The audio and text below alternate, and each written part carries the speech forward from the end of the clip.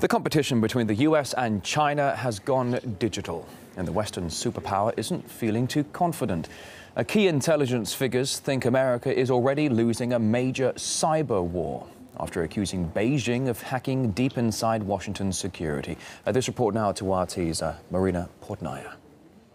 In January, it is my pleasure to welcome President Hu to the White House. Washington and Beijing were the A-list couple of geopolitics. The positive, constructive, cooperative U.S.-China relationship is good for the United States. In February, America's feelings are fleeting. China unleashing its full spy power. Let's return to the alleged link between China's military and a prolific hacking group. Most cyber attacks are being carried out by teams inside the Chinese military. China is officially out of control because don't look now, but proof today our sugar daddy is a thief.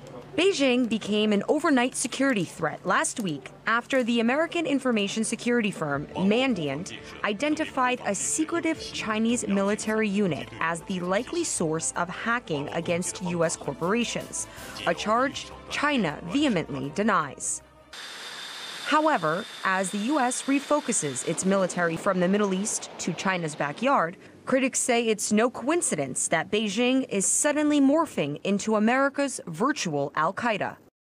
I think this is part of what Obama calls the Asia pivot, which is really a China pivot. And this cyber thing fits right into that pattern. I think what we're looking at is part of this Obama pivot to focus on China and to paint China as the new military threat to the world. It's a demonization of China. Earlier this month, U.S. President Barack Obama signed an executive order aimed at strengthening America's cyber defenses. We know hackers steal people's identities and infiltrate private emails.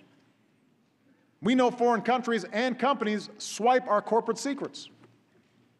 Now our enemies are also seeking the ability to sabotage our power grid, our financial institutions, our air traffic control systems. We cannot look back years from now and wonder why we did nothing in the face of real threats to our security and our economy. But according to reports, Washington is all too familiar with the offensive side of cyber war. It's the U.S. who launches things like Stuxnet together with Israel to cripple certain Iranian technology capabilities. In 2010, a computer virus known as Stuxnet infected Tehran's enrichment facilities, destroying nearly 1,000 of Iran's 6,000 centrifuges. According to reports, the virus, made entirely out of code, was a joint collaboration between the U.S. and Israel. In terms of a Pandora's box, I think it will be slightly harder for the United States to adopt a position of purely defensive now. We've sort of made it clear that we're willing to use cyber in advance of our national interest. While reports about China's alleged cyber attacks have dominated U.S. mainstream media, much less is being said about the Pentagon's decision to double down on its cyber war workforce, expanding from 900 to more than 4,500 employees. Experts say the move is indicative of Washington's evolving military strategy.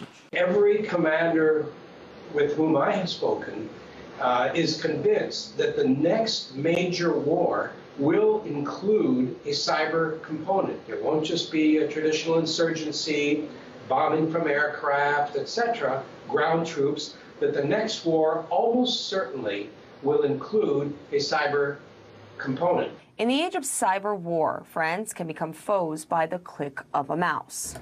And some say in a very short time, relations between the U.S. and China over virtual espionage can resemble the long stalemate that took place with the Soviet Union during the Cold War.